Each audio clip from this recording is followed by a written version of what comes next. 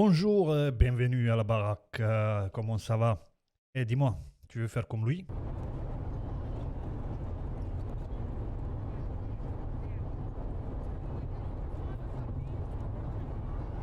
Oh, tu veux faire comme lui là?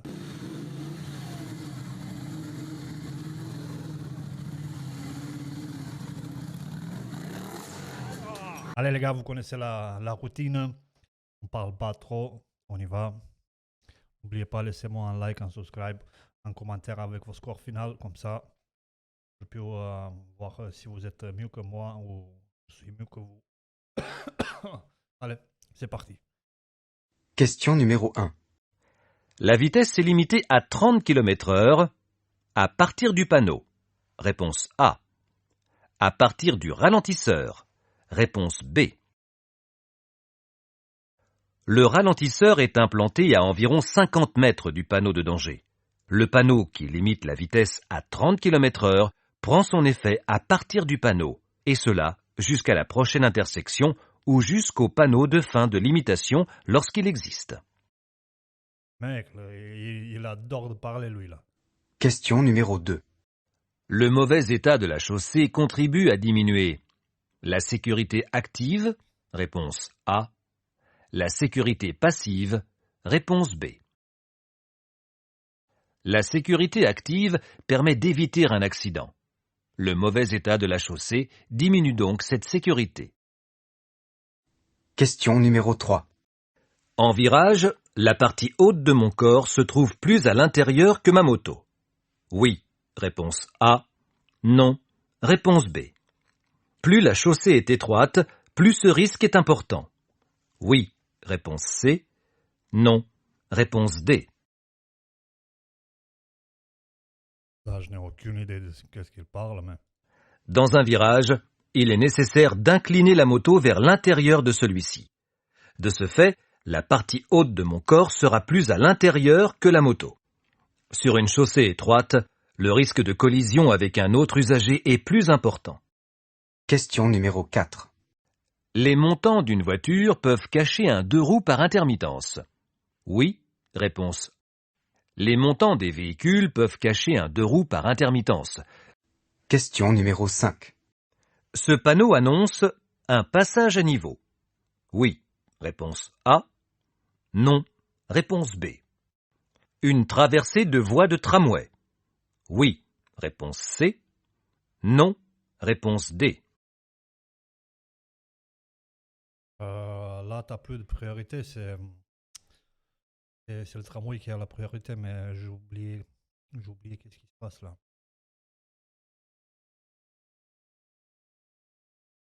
Ce panneau appartient à ceux relatifs aux intersections et aux priorités.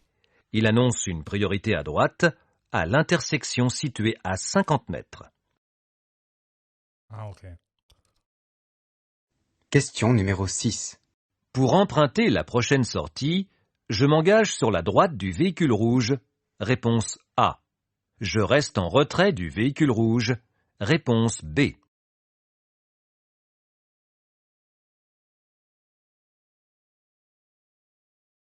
Je n'ai aucune certitude que cet usager a bien perçu ma présence. Question numéro 7.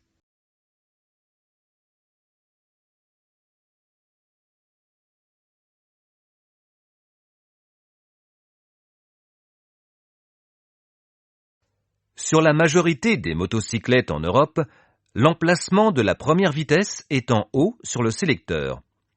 Oui, réponse A. Non, réponse B. L'emplacement des vitesses avec le sélecteur suit une norme européenne commune, avec la première vitesse en appuyant vers le bas et le reste des vitesses en amenant le sélecteur vers le haut. Question numéro 8.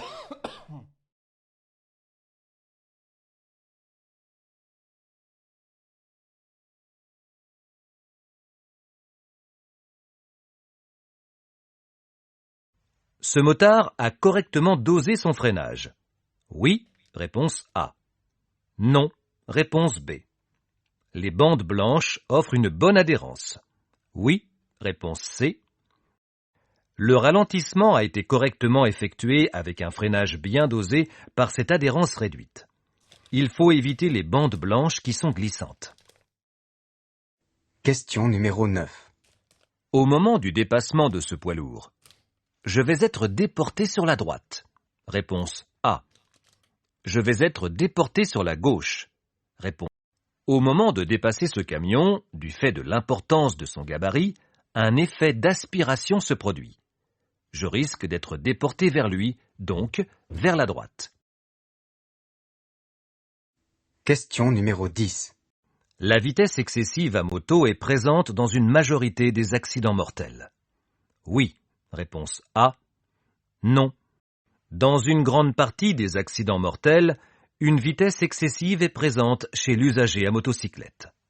Question numéro 11.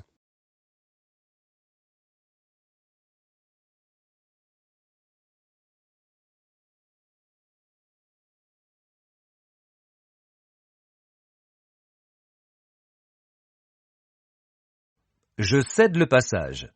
Oui. Réponse A. Non. Réponse B. Je peux signaler ma présence à l'aide de l'avertisseur sonore. Réponse. Cet usager est arrêté à un stop. Je bénéficie de la priorité de passage. Néanmoins, Question numéro 12. pour contrôler précisément la pression du pneumatique, cette action est suffisante. Oui. Réponse A. Non. Réponse B. Le contrôle de la pression d'un pneumatique peut être effectué visuellement dans un premier temps.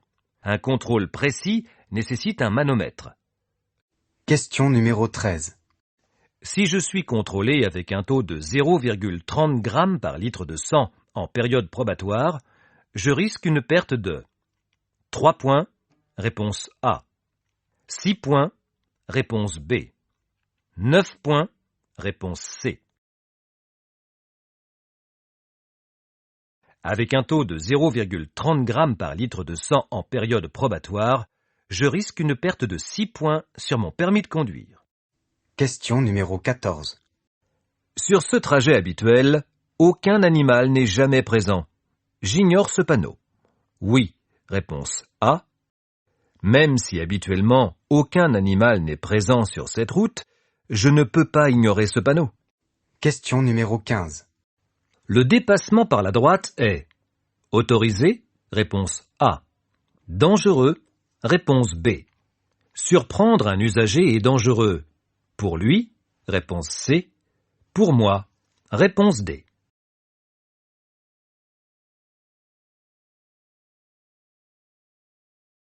Dépasser par la droite dans ces conditions est interdit et dangereux.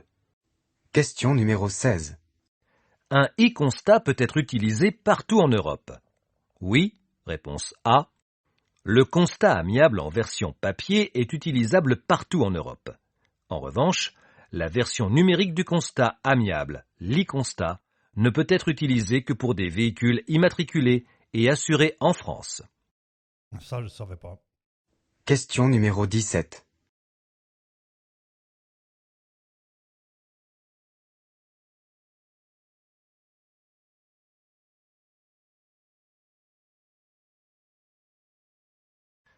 Pour freiner ici, je privilégie le frein avant, réponse A. Le frein arrière, réponse B. L'ABS empêche tout dérapage. Oui, réponse C. Sur des gravillons, il faut faire attention en utilisant le frein avant, même si ma moto est équipée de l'ABS, car cela n'empêche pas le dérapage. Je privilégie le frein arrière. Question numéro 18. Le déhanchement sur la selle en virage augmente les risques de perte de contrôle. Oui, réponse A. Non, réponse B. Je sais même pas qu'est-ce que c'est déhachement, mais... Le déhanchement, le fait de se décaler du côté du virage sur la selle de sa moto, augmente les risques de perte de contrôle en cas d'imprévu sur la chaussée. Ah, ok. Question numéro 19. Je dépasse l'autobus. Oui, réponse A. Non, réponse B. J'accélère. Oui, réponse C. Non, réponse D.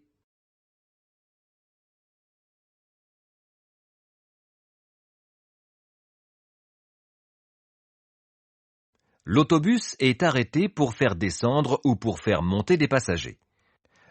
Question numéro 20.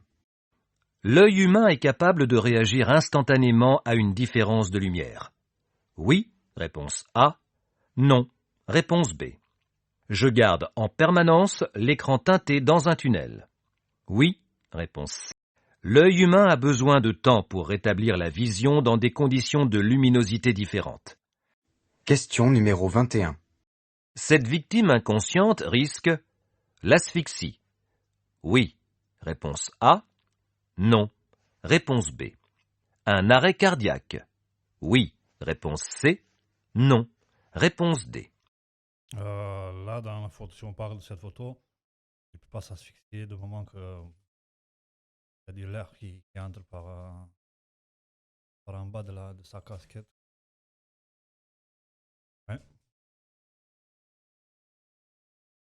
Toute victime en perte de connaissance et qui est allongée sur le dos risque l'asphyxie ou un arrêt cardiaque. Question numéro 22.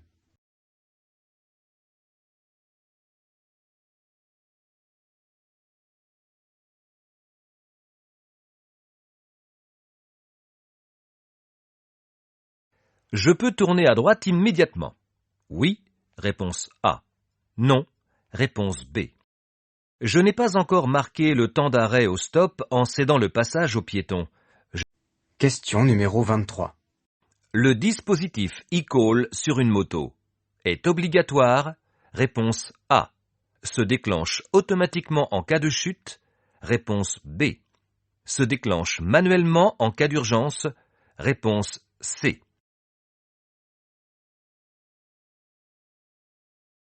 Le dispositif e-call est un dispositif d'appel d'urgence automatique en cas de chute ou d'accident. Il peut aussi être déclenché manuellement. Question numéro 24. Ah, vas-y, là, avec. Vous voulez mettre manuellement.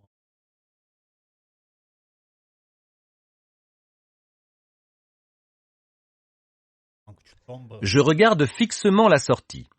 Oui. Réponse A. Non. Réponse B.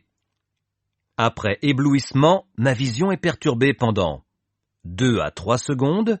Réponse C. 5 à 6 secondes. Réponse D. Ah, ça, je sais pas, je vais aller au loto. J'arrive en sortie de tunnel avec une forte luminosité. Je risque d'être ébloui, d'autant plus si je fixe la sortie. De plus, je dois rester prudent, car ma vision après éblouissement peut être perturbée pendant 5 à 6 secondes. Ah, je savais pas. Question numéro 25. Les préconisations du constructeur correspondent à une pression pneu froid. Oui, réponse A. Non, réponse B. Si mes pneus sont chauds, j'ajoute 0,3 bar. Oui, réponse C. Non, réponse D. La pression préconisée par le constructeur, que ce soit sur l'étiquette, sur le bras oscillant, comme dans le livret d'entretien, correspond à une pression pneu froid. Si mes pneus sont chauds, j'ajoute 0,3 bar. Question numéro 26.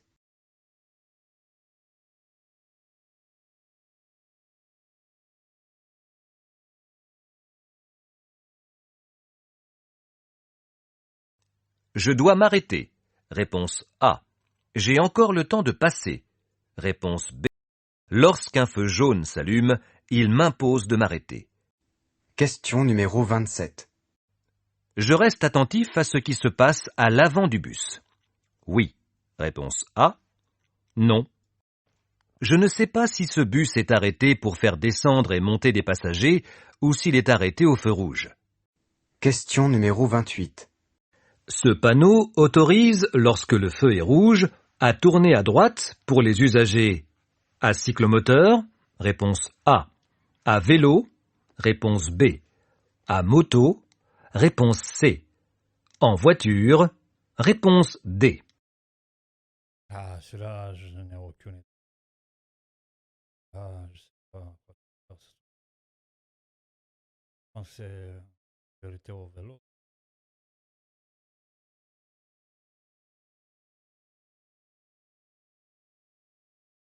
Je sais pas. Ce panneau est un « tourne à droite cycliste ». Il autorise uniquement les cyclistes à tourner à droite malgré la présence d'un feu rouge. Question numéro 29. En cas de croisement, je dois éteindre obligatoirement les feux de route. Oui, réponse A. Non, réponse B. De brouillard avant. Oui, réponse C. Non, réponse D.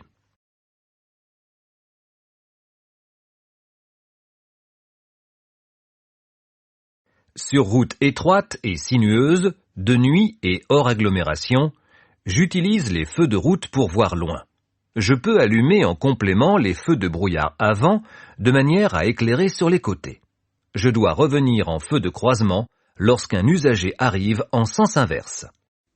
Question numéro 30. Circuler à moto avec un sac à dos est dangereux. Oui, réponse A. Circuler avec un sac à dos est dangereux. Question numéro 31. Bon, le sac à dos, il te sauve la vie.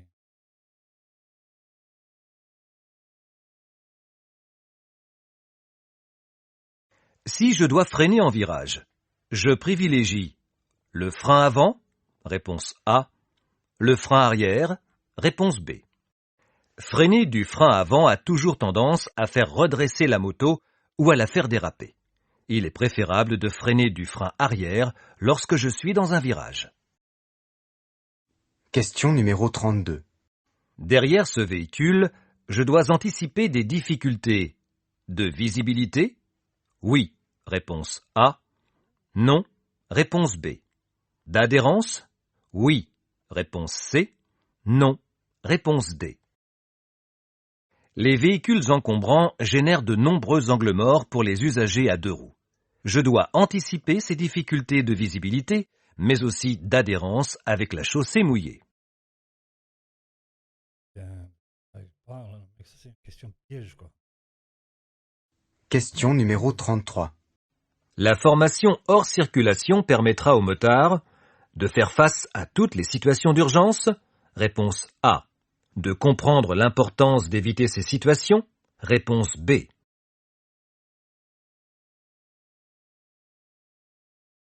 La formation hors circulation ne prépare pas à faire face à toutes les situations d'urgence, mais à s'y préparer et à comprendre l'importance d'anticiper ces situations afin de les éviter.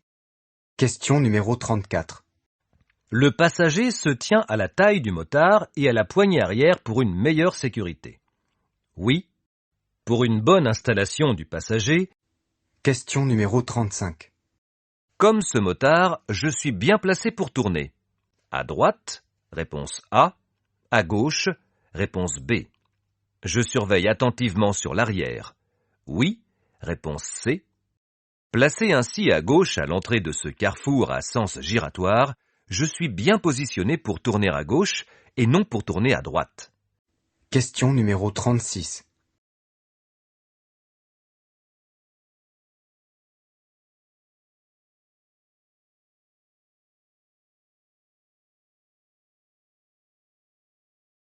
Je souhaite tourner à gauche. Je me place à gauche le long de la ligne médiane. Oui, réponse A. Non. Je souhaite tourner à gauche.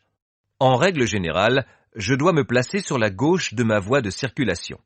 Cependant, je n'ai aucune certitude que le véhicule blanc ne se déporte pas dans ma voie. Je garde un coussin de sécurité en restant légèrement plus à droite.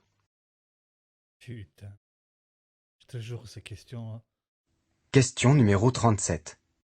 L'absence de clignotant sur un carrefour giratoire est source de conflit? Oui. Réponse A. Non. Le clignotant est un outil de communication indispensable pour éviter les conflits, les incompréhensions, toutes ces méprises qui peuvent entraîner. Question numéro 38. Le mec, il aime bien parler, quoi. Ça sert à rien.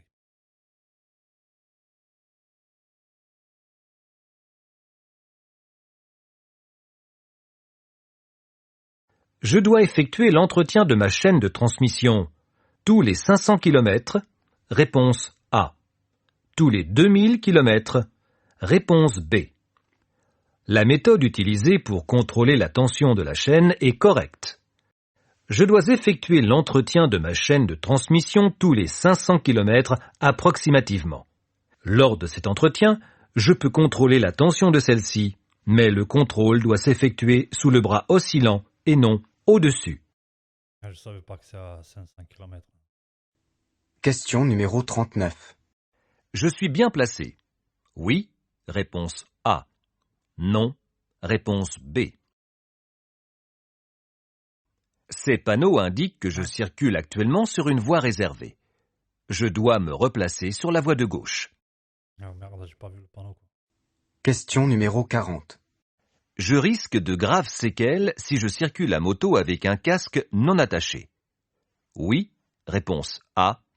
Ne pas porter de casque homologué ou ne pas l'attacher est une infraction punie des mêmes peines. Je risque une amende, un retrait de 3 points, mais surtout de graves séquelles en cas d'accident. Et voilà, on est 28. Eh oui, 28, c'est pas donné, c'est pas mal non plus par rapport au début que j'ai commencé. Je faisais que 5, 7. Ça va, c'est pas mal, on avance un peu. N'oubliez pas les gars, laissez-moi un like, un subscribe. Et vos scores final, hein, comme ça on peut faire des petites un ou l'autre. Et à très bientôt. Bisous.